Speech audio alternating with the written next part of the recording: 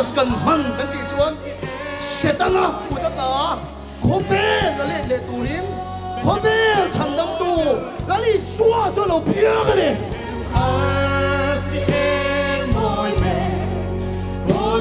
edin par mo em chu hu ki full le turin khope chandam tu chalo pia lali swa ang khope le kan den joy le don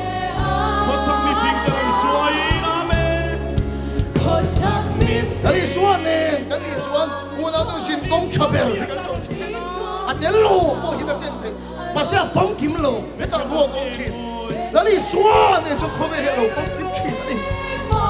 Amen. Di suan bui berasa. Amen. Lalu apa so kono? Ove dari suan nen enjoy, adelo so na fang kim lo.